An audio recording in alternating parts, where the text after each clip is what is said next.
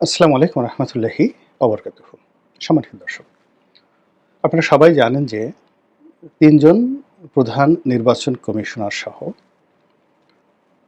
২০১৪, ২০১৮ এবং ২০২৪ সনের নির্বাচনের সাথে সম্পৃক্ত কর্তা ব্যক্তি ইনক্লুডিং শেখ হাসিনা, তাদেরকে আসামি করে যে মামলা হয়েছে সেই মামলায় ২ জন প্রধান নির্বাচন কমিশনার গ্রেপ্তার হয়েছেন।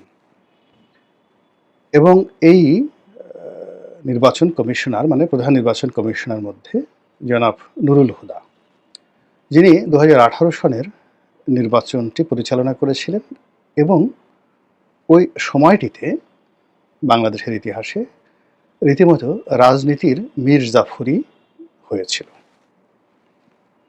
২০১৪ যে নির্বাচনটা, এটি একতরফা নির্বাচন হিসেবে বা বিনা প্রতিদ্বন্দ্বিতার নির্বাচন হিসেবে পরিচিত। এর কারণ হলো বিএনপি অংশগ্রহণ করেনি।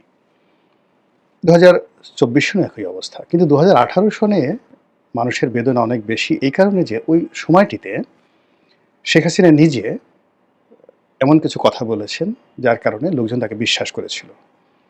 তিনি বলেছেন যে আমি বয়স হয়ে গেছে, জীবনের শেষ প্রান্তে আমি এমন কিছু করব না যার কারণে জনগণ আমাকে মন্দ বলবে। দ্বিতীয়ত তিনি বলেছিলেন যে আমি বঙ্গবন্ধুর কন্যা, আমার একটা কমিটমেন্ট আছে। এবং তিনি তার যে সহজাত আন্তরিকতা, এই আন্তরিকতা দিয়ে বাংলাদেশের সকল রাজনৈতিক দল ডক্টর কামাল হোসেনের নেতৃত্বে যেভাবে সেই নির্বাচনে অংশগ্রহণ করেছিল, ওটা যদি মোটামুটি অর্ধেক 50%ও যাকে বলে সফল হতো, এমনকি যদি ওই নির্বাচনে বিএনপি ৭০ থেকে ৮০টা সিট বিএনপিকে দেওয়া হতো, মানে যদি নির্বাচন হতো বিএনপি তো আলটিমেটলি ১৫০ বা ২০০ সিট তো অবশ্যই পেত।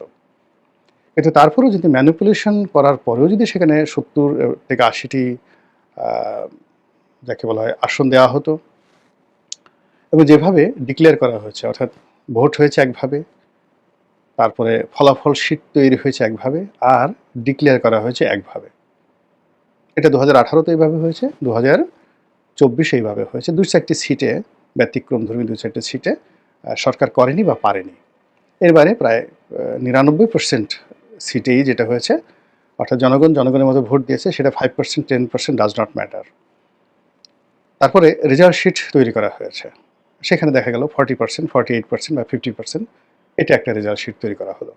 এখন রেজাল্ট শিটে দেখা গেল গেদু মিয়া এমপি হয়েছে, কিন্তু ঘোষণা করার সময় দেখা গেল গেদু মিয়াকে ঘোষণা না করে কদু মিয়াকে ঘোষণা করা হয়েছে। এরকম ঘটনা অহরহ বাংলাদেশে ঘটেছে। তো সেই ক্ষেত্রে ২০১৮ সনে তারা যে অপকর্মগুলো করার, সেই অপকর্মগুলো তো তারা করে ফেলেছে। কিন্তু তারপরেও যদি মাত্র দুটো জায়গাতে তারা সততা দেখাতো, একটা হলো নির্বাচনের মাঠটি প্রতিদ্বন্দ্বিতামূলক, অর্থাৎ অপকর্ম তো তারা করবেই, কিন্তু মাঠে যেটা প্রদর্শিত হতো সেটা হলো সমস্ত রাজনৈতিক দল অংশগ্রহণ করেছে, তারপর সবাই ভোট কেন্দ্রে গিয়েছে, নিরাপদে নির্বিবাদে ভোট দিয়েছে, এবং রাত্রি পর্যন্ত ভোট গণনা সুষ্ঠুভাবে হয়েছে। এই কাজটি ইচ্ছা করলে হুদা সাহেব করতে পারতো, শেখ হাসিনা করতে পারতো, কিন্তু তারা সেই কাজটি করেনি। বরং ওই সময়টিতে সারা বাংলাদেশের একেবারে ৩০০টি আসনে যেভাবে বিরোধী দলীয় মানে প্রার্থীদেরকে হেনস্থা করা হয়েছে, তাদের জীবন তছনছ করে দেওয়া হয়েছে, তাদের বাড়িঘর মামলা মোকদ্দমা ভাঙচুর করে যেভাবে তাদেরকে লাঞ্ছিত অপমানিত করা হয়েছে, আমি সেই নির্বাচনের পর এসে বলেছিলাম যে কিয়ামত পর্যন্ত এর দায় আওয়ামী লীগকে ভোগ করতে হবে, প্রত্যেকটা লোককে। যে হাহাকার, মানুষ যেভাবে কেঁদেছে, অসহায় মানুষগুলো। আমার বাসায় ধরুন একজন মুরব্বী দেখা করতে আসছেন, তো বের হয়ে গেল ছাত্রলীগের পোলাপান বাসার সামনে, সে মুরব্বীকে থামিয়ে তার মোবাইলটা নিয়ে গেল, তারপর শেষে তার মানিব্যাগটা নিয়ে গেল এবং গালের উপরে আচ্ছা মতো চট থাপ্পড় দিয়ে তাকে সেখান থেকে তাড়িয়ে দেওয়া হলো।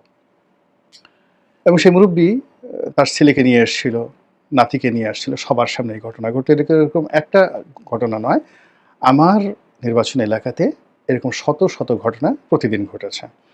যেমন দেখা গেল যে ১০ মিনা থেকে ২০-২৫ জন লোক আসছে। তো গলাচিপা এবং ১০ মিনা এটার একেবারে সীমান্তে আমার বাড়ি, উলানিয়া বন্দরের বাড়ি। তো সেই বিরাট একটা নদী আছে, বুড়িগঙ্গার মতো একটা বড় নদী আছে, সেই নদীর উপরে একটা ব্রিজ আছে।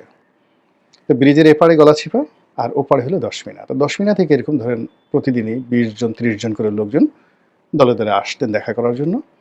আর ওখানে একজন সাব ইন্সপেক্টরের নেতৃত্বে 10 মিনা থানার 10-12 জন পুলিশ দাঁড়িয়ে থাকতেন। আর যে সমস্ত মানুষ এই আমার সাথে দেখা করে ওই ব্রিজ পাড়ি দিয়ে 10 মিনাতে ঢুকতেন, অমনি ওখানে দাঁড়িয়ে থাকা ছাত্রলীগ, যুবলীগের ক্যাডাররা, আওয়ামী লীগের দলীয় লোকজন যারা আছে তারা নির্বিচারে প্রত্যেকটা লোকের মারত, মোবাইল, টাকা পয়সা সব ছিনিয়ে নিত, আর পুলিশ দাঁড়িয়ে দাঁড়িয়ে তামসা দেখতো আর প্রোটেকশন দিত। অর্থাৎ দেখা গেল যে কখনো যদি আক্রমণকারীদের চাইতে যাদের উপর আক্রমণ করা হয়েছে তাদের সংখ্যা বেশি, সেক্ষেত্রে পুলিশ দাঁড়িয়ে থেকে এই অপকর্মটা করাতো। ফলে এর বিচার চেয়েছে আমার এলাকার লক্ষ লক্ষ মানুষ গড়াগড়ি করে মসজিদে কান্নাকাটি করে আল্লাহর কাছে প্রার্থনা করেছে। আমার যে এলাকাতে একটা মসজিদ আছে উলানিয়া বাজারে, খুব নামকরা একটা মসজিদ, সেখানে একজন মানে ইমাম ছিলেন, মুয়াজ্জিন ছিলেন, মুয়াজ্জিন বলা হতো, শামসুল হক নাম। সবাই সেখানে তাকে কৈট্য হুজুর বা খাটো হুজুর বলতেন, ছোটোখাটো। পৃথিবীতে এরকম জিন্দা অলি, এটা গলাচিপার লোকজন জানেন, আপনারা করতে পারবেন না। মানে যদি মানে অলি আল্লাহ থাকেন একজন মানুষ, ওইরকম একজন অলি আল্লাহ ছিলেন। একটা গ্রাম্য মসজিদের আজান দেন, সারা জীবন শুধু মসজিদের সেবা করে গেছেন। ওনার অপরাধ ছিল মানে আমাকে ভালোবাসতেন। এর কারণ হলো আমি তাকে হজে পাঠিয়েছিলাম, ওই কৃতজ্ঞতায় তিনি আমাকে ভালোবাসতেন। তো তিনি খুব ভয় পেতেন, বাসার ভিতরে ঢুকতে পারতেন না। তিনি ওই রাস্তায় দাঁড়িয়ে দাঁড়িয়ে আমার বাড়ির দিকে তাকিয়ে থাকেন আর কাঁদতেন, অঝরে কাঁদতেন। তো যেদিন আমার উপর আক্রমণ হলো সেদিন মসজিদে গড়াগড়ি করে সেই ভদ্রলোক কেঁদেছেন, এবং ওই ঘটনার পর তিনি অসুস্থ হয়ে গেছেন এবং তিনি মারা গেছেন।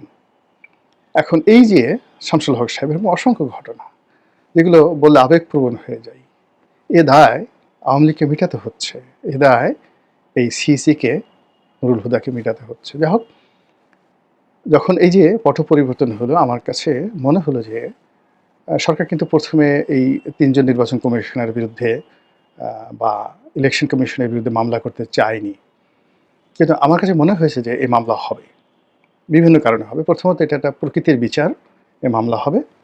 আর দ্বিতীয়ত সরকারের জনপ্রিয়তায় ধস নামবে, আর যখনই জনপ্রিয়তায় ধস নামবে তখন এই মামলা করে জনগণের সমর্থন পাওয়ার চেষ্টা করবে। এবং ঠিক সেম ঘটনাটা ঘটল এই 3 জন সিইসিকে আসামি করে মামলা, এবং সেই মামলায় নুরুল হুদা সাহেব গ্রেপ্তার হলেন এবং তার প্রতি যে আচরণ করা হলো, অর্থাৎ তাকে যেভাবে গালে জুতা মারা হলো, তার গলায় যেভাবে জুতার মালা পরানো হলো, এটাও মানে যাকে বলা হয় কিয়ামতের ময়দানে এই লোকটি যে লাঞ্ছিত অপমানিত হবেন তার একটা নমুনা আল্লাহ এখানে ঘটিয়ে দিলেন। এবং তিনি যে মুনাফিকি করেছেন, ওই সময়টাতে তিনি যে দাম্ভিকতা দেখিয়েছেন, মুনাফিকি করেছেন, তিনি যে লোভ দেখিয়েছেন, নিজে মানে অর্থের প্রতি, পদবীর প্রতি, দলের প্রতি, আওয়ামী লীগের প্রতি যে যাকে বলা হয় পক্ষপাতিত্ব করেছেন, তার সঙ্গে সঙ্গে আবার তার ভাগ্নেকে আওয়ামী লীগের মনোনয়ন দিয়ে যেভাবে তিনি এমপি করেছেন, এখন তার এই সারা জীবনের যে অর্জন, গত 15 বছরে তিনি যা অর্জন করেছেন,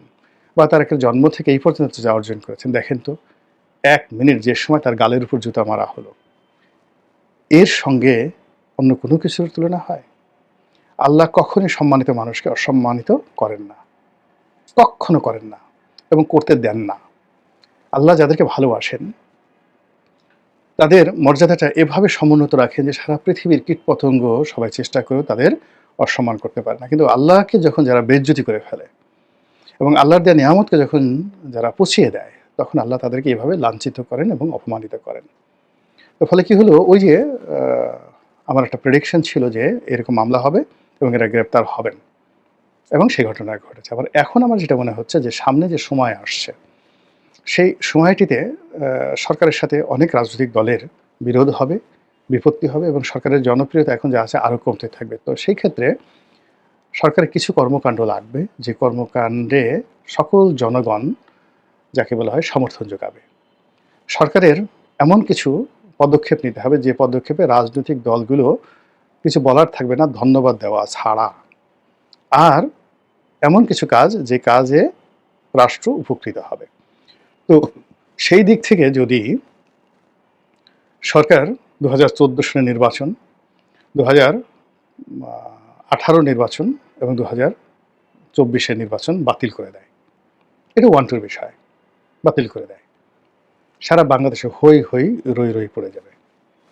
২ নম্বর হলো যে যারা ওই সময়তে সংসদ সদস্য হয়েছেন, তারা যারা প্লট পেয়েছেন, গাড়ি পেয়েছেন, এই প্লট এবং গাড়ি, প্লট তো সরকার ইচ্ছা করে যেকোনো সময় বরাদ্দ বাতিল করে দিয়ে আর বাজেয়াপ্ত করে নিতে পারবে। এবং তাদের যে গাড়িগুলো, সেই গাড়িগুলো তারা জব্দ করতে পারবে এবং একই সঙ্গে তারা যে কাজটি করতে পারবে সেটা হলো এই ৩টি সংসদে যারা মহিলা সংসদ সদস্য সহ মানে এমপি ছিলেন, এই এমপিরা যে বেতন নিয়েছেন, ভাতা নিয়েছেন, বোনাস নিয়েছেন, সবকিছু নির্দেশ দেওয়া হবে যে রাষ্ট্রীয় কোষাগারে এতদিনের মধ্যে জমা দেন। যদি জমা দেওয়া না হয় তাহলে এই অর্থ জরিমানা সহ তাদের সহায় সম্পত্তি থেকে ক্রয় করা হবে। বিশ্বাস করেন, মানে সারা বাংলাদেশে আনন্দ মিছিল শুরু হয়ে যাবে এবং আমার ভয় হচ্ছে যে আগামীতে জনপ্রিয়তার জন্য, জনসমর্থনের জন্য সরকার এই কাজটি করবে বা করতে পারে না, সরকার এই কাজটি করবে। এইরকম দিকেই পরিস্থিতি চলে গেছে। যেহেতু তারা মানে যেখানে বাবাকে মানে যেকোনো একটা অপরাধ, স্বামী স্ত্রী একটা অপরাধ করেছে, তো স্বামী স্ত্রী দুজনকেই ফাঁসিতে লটকানো হচ্ছে। তো সেখানে যে সন্তান পয়দা হলো, সেই সন্তানের যে ভবিষ্যৎ সেটা কী হতে পারে এটা খুব সহজেই বোঝা যায়। সে তো স্বীকৃতি পেতে পারে না। তো যেখানে তাদেরকে রাষ্ট্রদ্রোহিতে বলা হচ্ছে, তারা যে নির্বাচন করছে সেই নির্বাচনটাকে অবৈধ বলা হচ্ছে।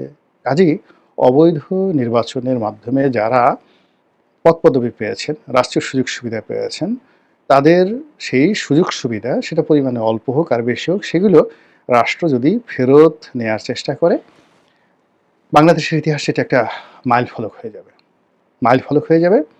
এবং একই সঙ্গে সাধারণ যারা আম জনতা তাদের মধ্যে উল্লাস মানে ধ্বনি শুরু হয়ে যাবে এবং চারিদিকে শুধু ডক্টর মোহাম্মদ ইউনূসের জয় জয়কার শুরু হয়ে যাবে এবং এত জয় জয়কার শুরু হয়ে যাবে যে এখন যারা তার বিরোধিতা করছেন, যে কোনো রাজনৈতিক দল ইচ্ছে করে ডক্টর মোহাম্মদ ইউনূসের বিরুদ্ধে একটা টু শব্দ করতে পারবে না।